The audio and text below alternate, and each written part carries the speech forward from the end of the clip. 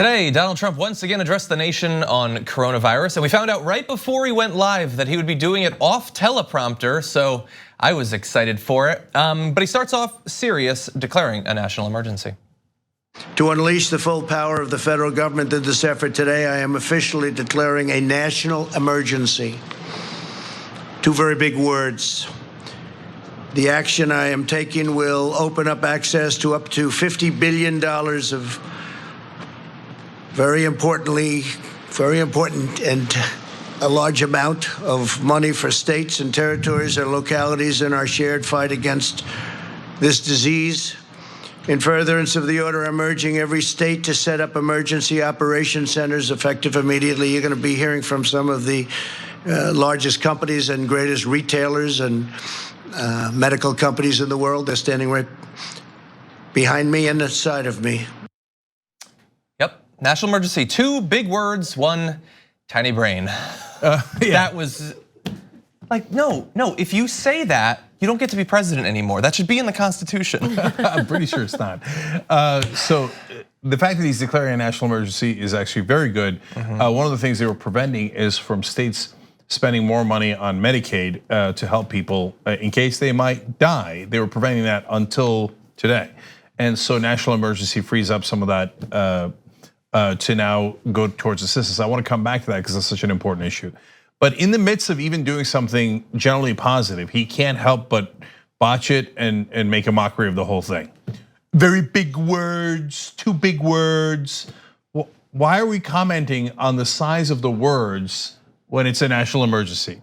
Because that's the first time he's read that sentence, because he had absolutely nothing to do with crafting that message, I assume. That's right, and that's even Ari Fleischer, who defends him all the time on Fox News, former spokesperson for Bush, said after the teleprompter speech from the Oval Office, he's like, he probably should have read it before he went on air. And here, he's off the prompter, but he's like, and importantly, or things that are important, I am told. Dude, it's the most important thing, not only in the country, not only for people's health, but to get your attention, the thing you're obsessed about, because you think it might affect your reelection. So can we focus for a second? And generally speaking, the answer is no. And then I'll also get back to the companies he surrounded himself with in a second.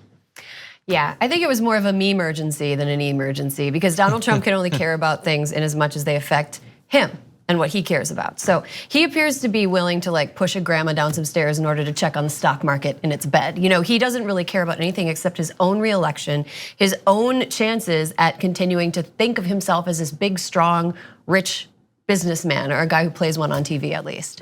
That's exactly it. Yeah, and look, I know you're gonna talk about some of the corporations. I was hearing brand names dropped left and right, and a lot of people believe that, sure, this was to some extent to reassure regular people, but it was definitely meant to reassure the stock market after some horrendous weeks. And it appeared that they delayed the speech so that it would be happening right leading up to the close of the stock market, so that it would look great at the end of the day. And look, it did rise significantly, at least in the short term, with such promises as we're gonna spend a ton of our money to purchase extra oil to put in the national stockpile, rather than just investing it in renewables or something like that. And there were a few other changes, which I'm sure we're gonna get to. But it was a very weird sort of cyberpunky thing that it was just constant references to corporations. You'd have a government official and then a CEO, then another government official, then a CEO. And it's like government, private sector, back and forth constantly, who's actually in charge. I thought one thing that was really interesting about the timing of the announcement, which you talked about a little bit, is Friday after market close. So that ostensibly gives investors 3 days to digest what he says and calm down a little bit. I was thinking about the last time there was a huge post-market close announcement when the markets were going crazy. I worked in finance in 2008, and there was a Did anything happen at that time? Don't remember. Was pretty drunk. No, it was. There was a Friday, a weekend in September in 2008, when on Friday after market closed, they announced that Lehman collapsed. Merrill was getting purchased by Bank of America, and then on Monday, stocks still went crazy. So I think the timing of this announcement was sort of an admission on the part of the Trump administration to try that Trump's speeches are not helping. They're not calming anybody down. And so let's distance it as far as we possibly can from the next time the market opens. And I also think it was an admission that, like, you know, I don't know, they don't know if they can stop the economic fallout from this, which seems to be his primary concern. Yeah, definitely. And so, look, they're way more concerned about the health of the markets than the health of the citizens. No question about that. So if I was doing a coronavirus event, a press conference, where I wanted to assure the country that everything was going to be all right, I would have surrounded myself with doctors and scientists. Instead, Donald Trump, being Trump and a Republican, surrounded himself with corporations. He's like, now corporate America, don't worry, we're here for you. We're gonna buy more oil than we need. We got the Fed pumping in $1.5 trillion to the banks. And don't worry, Johnson & Johnson, ExxonMobil, we care about your health, okay? We're here for you. They're like, sir, you're supposed to at least mention the citizens. Right, right. The citizens are, I'm told, very, very important. I neglected to mention that earlier. So what does he do, by the way, with all the corporate executives surrounding him? Shakes all their hands. Yeah, I think we can actually put up some B-roll. It's like, yes, he loves them to the extent that he will, maybe we can put that up. Well, take the entire power of the federal government and put it to their service. But having recently been exposed to coronavirus himself, he just goes around touching mics, touching them, touching hands. Stop adjusting it. I feel like this. Shaking hands with business leaders. I feel like this moment in American history is a sort of lesson on the dangers of carcinogenic self-regard meeting unbridled optimism, because Donald Trump thinks he can just bluster his way out of this. That if we don't get tested, if we don't have people get tested, then it's like we won't even know who had it, and it's like they didn't exist. It's like, I tweeted this the other day, but it was like after a weekend of partying in my 20s, I wouldn't check my bank account on Monday because if I don't know how little money is in it, then it's like it doesn't exist. But that's not the truth. And I don't think Donald Trump has an ability to see further beyond the end of his nose.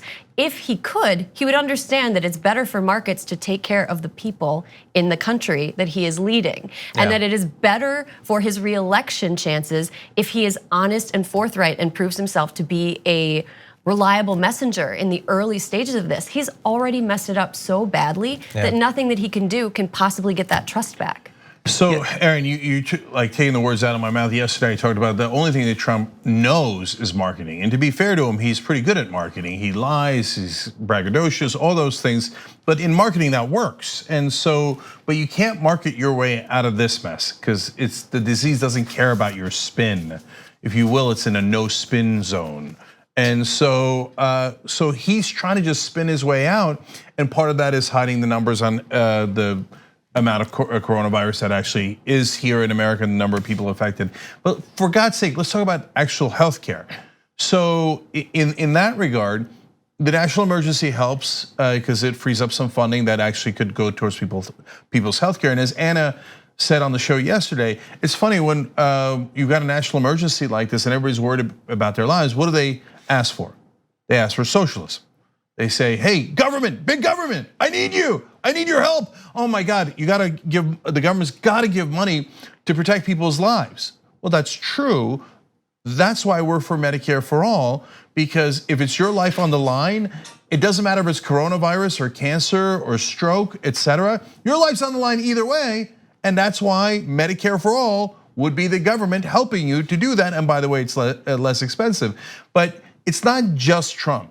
The same Democratic leaders who were furious yesterday saying, my God, why will you not release more funding for Medicaid for the states people's lives are on the line, then turn around and go, oh, but if they have something else, I don't care at all.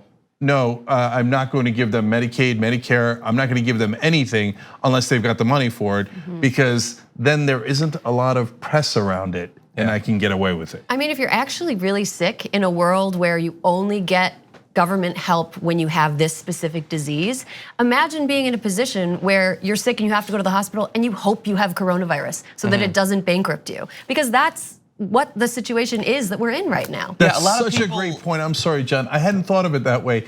If you get sick at this specific moment, if it's coronavirus, it'll likely get funded. Certainly the tests will be funded and you hope that maybe the treatment will get funded. Got it. But if you have another life-threatening illness, it will not get funded, and you will probably die if you don't have insurance or can't afford the deductible, et cetera. Right. So some people might literally be doing what Aaron suggested, like, oh, I hope it's Corona. Yeah, a lot of people are really reckless with their health. They get like chronic illnesses and stuff like that. Get something trendy, Jesus.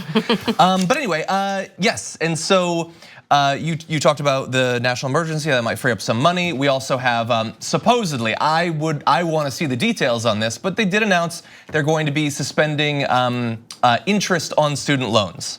We'll see about that. I would say that if you understand the corrosive effect on the economy of people having to pay off that interest, you should probably understand that having the debt in the first place is a million times worse, so maybe we should just cancel it. But that is what at least they announced they would do. Now, I can't help but remember that in the Oval Office address just a few days ago, multiple things that Trump announced, the White House walked back the next day. So don't accept that any of this is necessarily true. You're gonna wanna check to see tomorrow.